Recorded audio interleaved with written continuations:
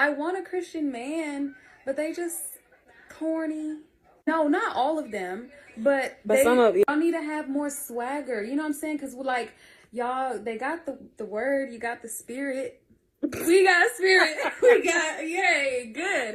But it's like I look at the how does a Christian man get I don't swag? know, but you know when you look over at the worldly man and you be like, oh, why do you walk like that and talk like that and smell like? But the Christian men they don't walk like that and talk like that. Like, why is all these Christian, all of them so?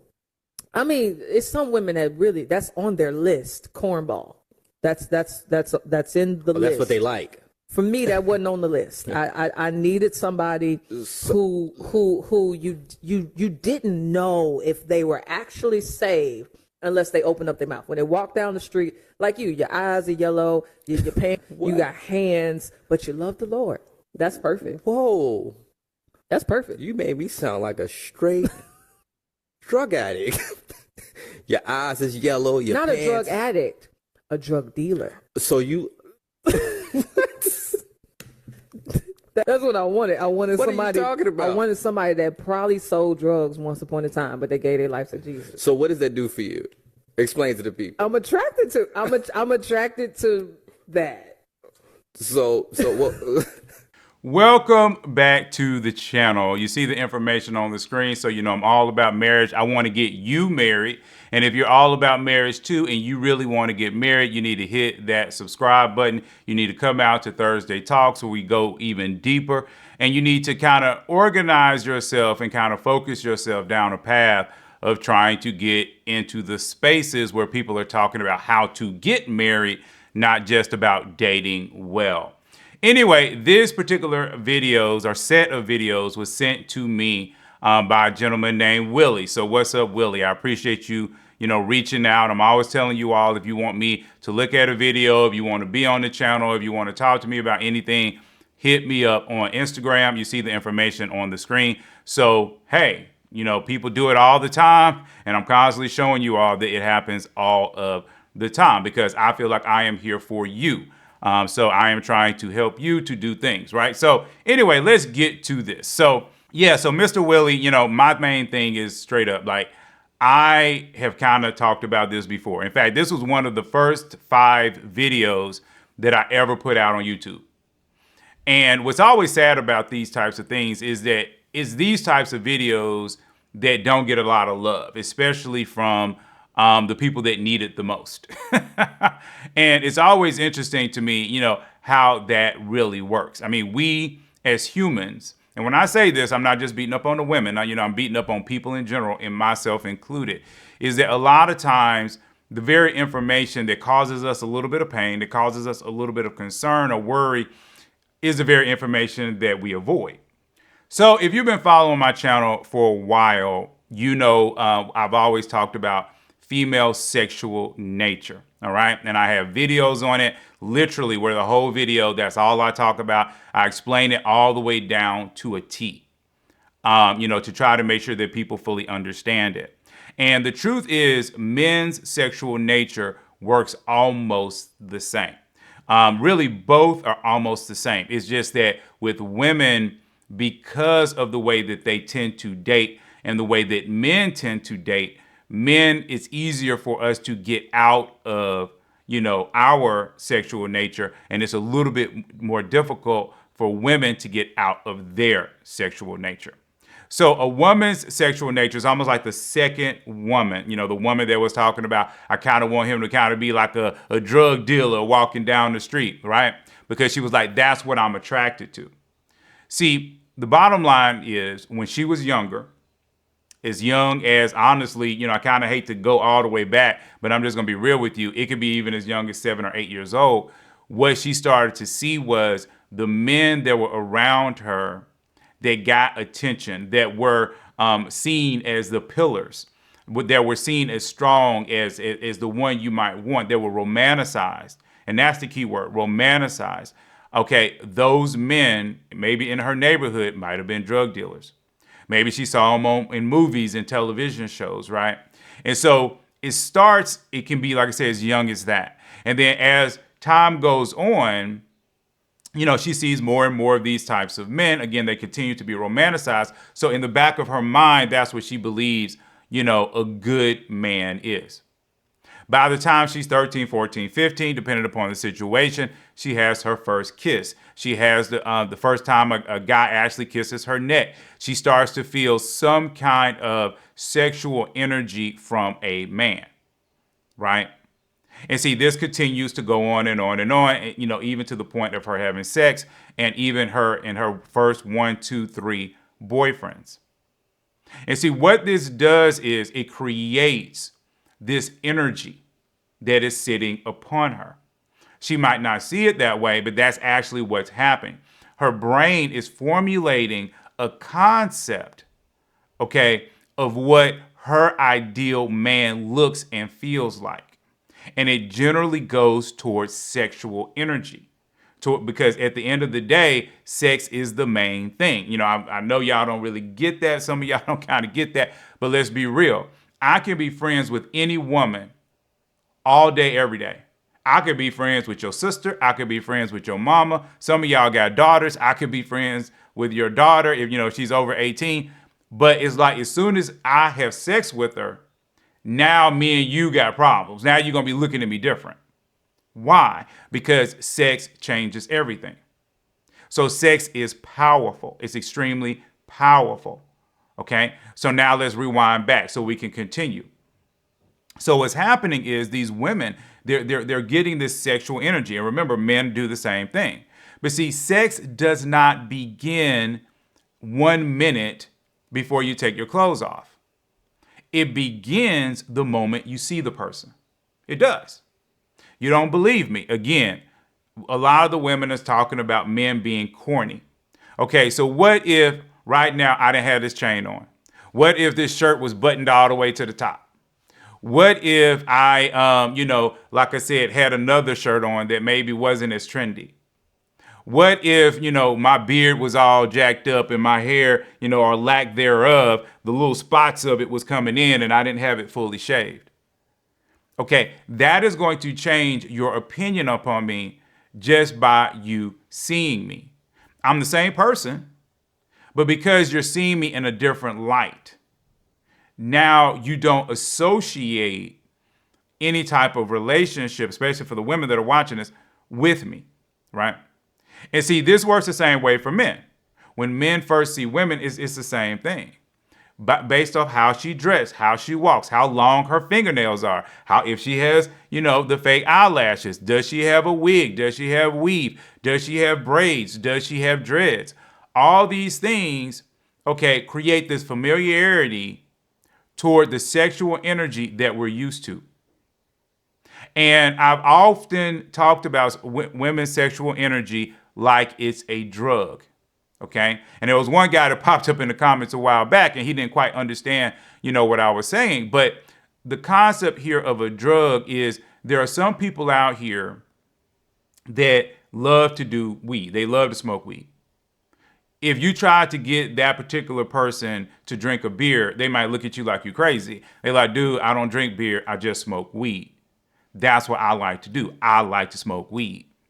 Then you'll have some women out here, the only thing that they drink is red wine. If you try to get them to drink white wine, they're like, no, I ain't doing it. If you try to get them to drink a margarita, they're like, no, I'm not doing it. They only drink red wine. And see, all of these things are actually drugs. Okay? Marijuana is a drug. Alcohol is a drug.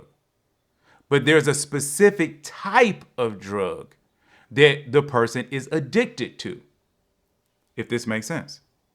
See, there are women out there, I'm just going to be real with you guys for a minute because I know a lot of black people don't talk about this kind of stuff. But there are some black people out there that are they way in left field when it comes to their sexuality. They might be into bondage. They might be into exhibitionism. They might be into all different types of things. I've even talked to women that have come out to the group that even like to kind of control their man in a way. They want to do things like literally sit on a high chair while their man, kind of is low, beneath them and just kisses their feet. They get off on that. And see, what happens is each one of those women is looking for a different energy in the men that she basically sees. So a woman who is into sweet romance, okay, so this is more traditional. This is more, okay, just, missionary position type of sex.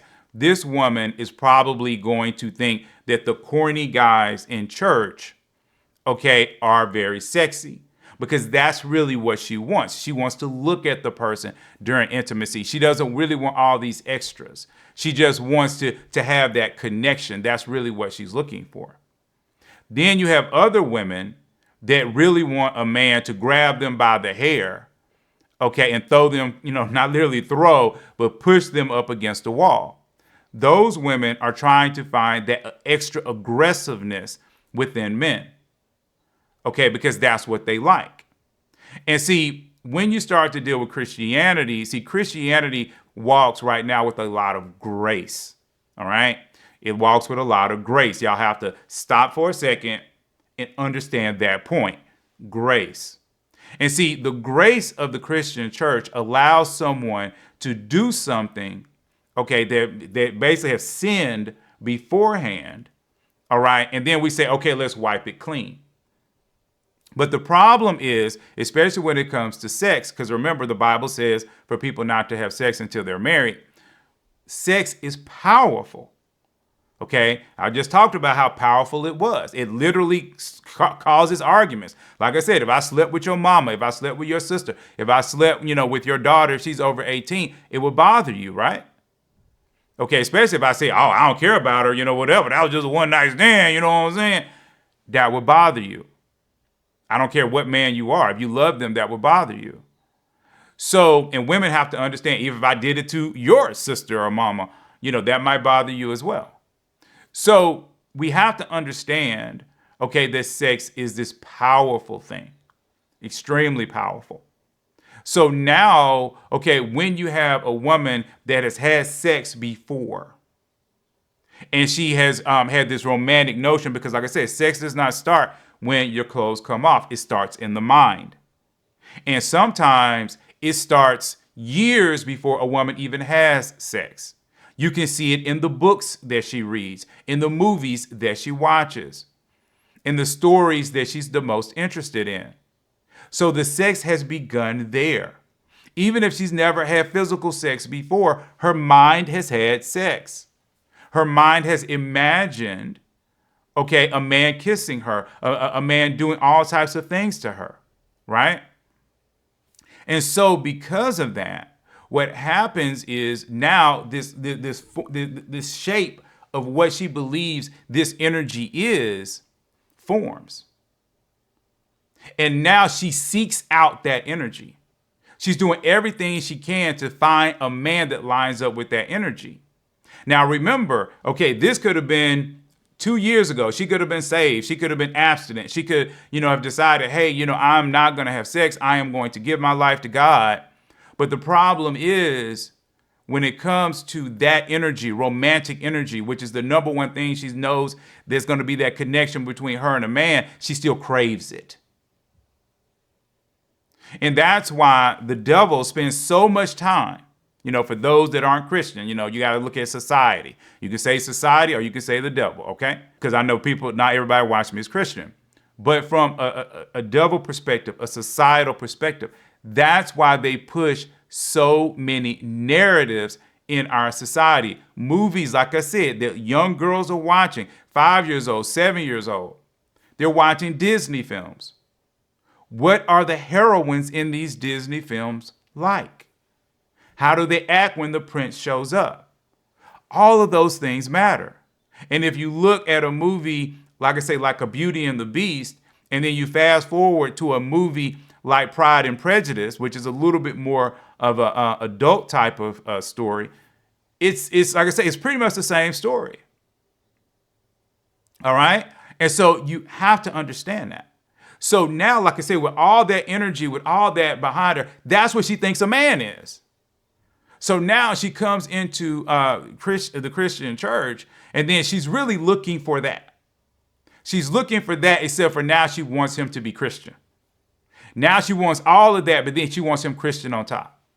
And back when I first did my first video talking about this subject, what I found was exactly the same thing, that what women were doing is they really want the worldly man that was in the world. I mean, he was doing it up in the world. He was basically a slut in the world. Okay, had plenty of women, but then he came to Jesus. And not just came to Jesus, he threw himself at Jesus' feet. He is reading all the word. He knows the word. He can almost be a preacher himself. And now he is changed.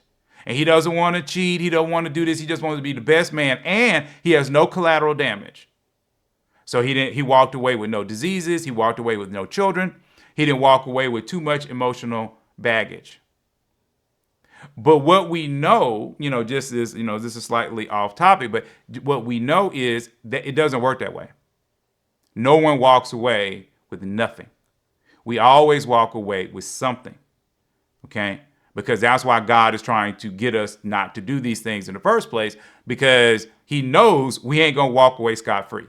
Even if we don't have a disease, even if we don't have any kids, there's still something there that is terrorizing us in the back of our mind from a subconscious place. And God understands that, but we as humans, we think that we can control it. All right. So that is why this happens. Okay. So how do we fix it? Because y'all know me. I'm all about fixes. I'm all about helping. I'm all about, just telling you straight up. So the very first thing I'm going to say is that there are really good men. And I think both sets of women kind of said that. They did think that a good portion of the men in church actually did walk with that swag, did walk with that energy. All right. So I just did want to say that. The next part about it is, again, women have to learn to talk to men. I wish I could say that over and over again. I wish I literally could get in front of every single woman in the world and tell them that. Because, again, a lot of women make judgment calls, based off, like I said before, based on what they think the person is going to do. One of the things that's really interesting is, like I told you guys, I have a spiritual mom, and me and my spiritual mom, we talk a lot. So she's kind of like a mom to me, especially because my own literal natural mother passed away about 10 years ago. So she's kind of, stepped into that role. And so she's getting to know me, because me and her have only really known each other for a couple of years. So she's still getting to know me. And even she thought, when she first met me, that I was extremely conservative. And it's kind of funny because when I'm in environments, I do have a lot of self-control. And because I don't drink and I don't smoke and I don't really do any type of, drug, I think she was, again, like a lot of other people, leaning into the fact that she thought, oh, okay, this guy's really conservative. He's been in the church all his life, blah, blah, blah. But nothing could be further from the truth. Just because I don't smoke and drink doesn't mean that I don't have other things about me that really go, like I said, really to the far, left or to the right. I can't divulge all these things, on YouTube without it seeming a little weird or odd or making some people feel uncomfortable. But the bottom line is my ex-wife could tell you stories. And, even some of the women that I've dated could tell you stories. And the only thing that I am going to say is, like, even when it comes to some of my friends, and I have a lot of friends, I've actually given them advice about certain things that they can do from a romantic sexual place. And I've even thought about writing a book about it because I find that a lot of guys, aren't really thinking creatively about, some of the things that they can do. Yet when women see me and they meet me, they don't think that.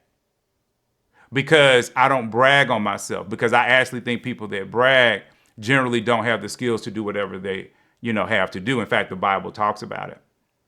Okay. And so for me, I've always just been the type of person that I kind of chill, I watch.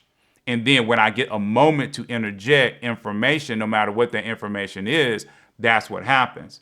And I've even, like I said, been in situations where I'll be on a group outing and I've tested it, before, where I'm sitting around, I'm just chilling. It might be 30, 40 people at this particular event, or maybe even more. And then, women ain't feeling me. They see me, they don't see nothing about me, so they're not feeling me. But then something happens where somebody might ask me a question or, something like that. And then, I start to kind of go into the same mode that I am in right now. And then before, the night is over, I've got 2 or 3 women, trying to talk to me, or at least trying to position themselves to talk to me, because boom shakalaka, they're like, oh crap, I didn't know that was in him. And that's why I always tell women that women's, little meter, their little ability to pick men, their picker, generally doesn't work. And when I look at the fact that about 50% of women are still saying, and I've done videos on this, 50% of women are still saying, my husband was not my type. You have about 50% of women that say that. That shows, again, that you don't know how to pick men. And most Christian men have a past. Okay, they weren't always the guy that's in front of you.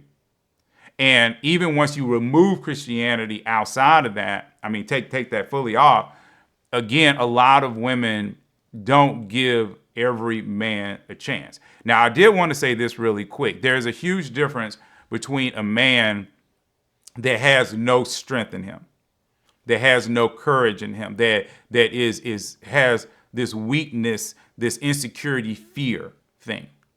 And I actually did a video on that a long time ago, because there was this Christian guy who sounds like what these Christian women are talking about. And he was complaining about how it's hard as a Christian man to date. And to me, when I looked at him, I did not see masculinity in him. I did not see strength in him. And the way I always see it, and I look at it, I'm just being real, is like when I'm around a man, it's like, do I want to hang out with him? Do I feel like he would have my back? Do I feel like if we went into a fight, okay, is he going to run away, or is he going to knock the person out before I get to a chance to do it? What kind of energy does he have? If we're going to do a business deal together, is he going to be, the type of guy that I can lean on? So even for me, I can feel weakness in men, right? And sometimes I can see a little bit of it, but I generally still want to talk to them, because again, they could just be having a bad day. And so with this whole concept, Christian men being corny, I need a Christian thug, all this other kind of stuff. Here's the whole thing for the ladies that are watching. I am not going to sit here and try to go over and over again with you guys about all of the really great men out here that you're bypassing. I've talked about it enough, okay? And it's plenty of them.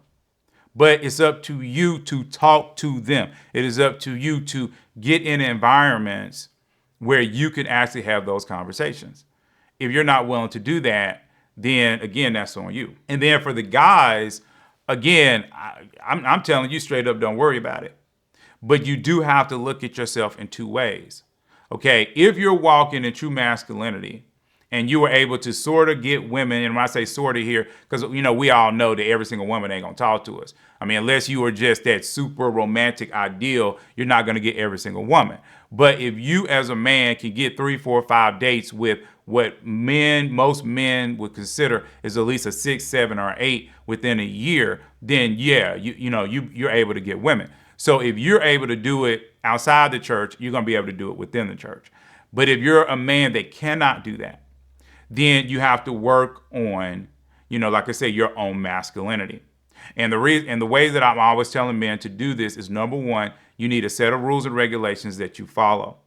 Okay. And when you speak about those rules, and even when you speak about life, speak about it from a place of confidence. Okay. It's just like if I came up to somebody that is a neuroscientist, right? And if I go to a neuroscientist and I'm basically talking to them and I'm saying, man, you don't know nothing about the mind. If he's like, well, I really do, man.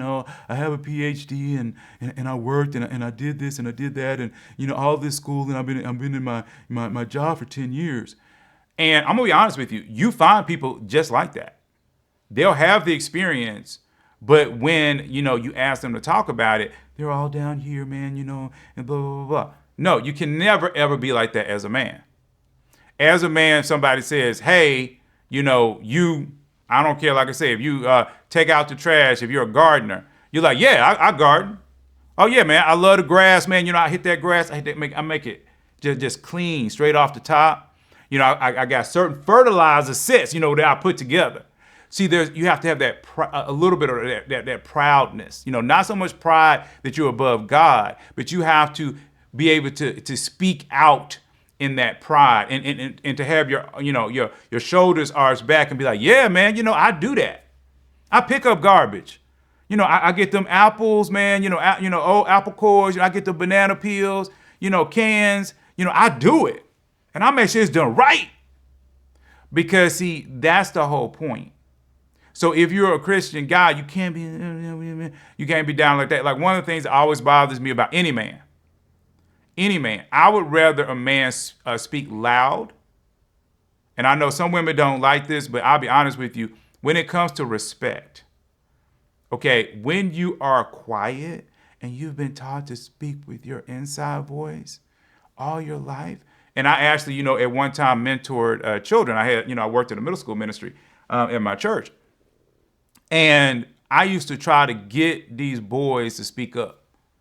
I'm like, dude, if the person on the other side of the room cannot hear you, okay, then people are going to lose respect for you and you're not going to have a great life. Okay, so when a man asks another man, hey, what's your name? You're supposed to be, hey, I'm Jay Stovall. How you doing?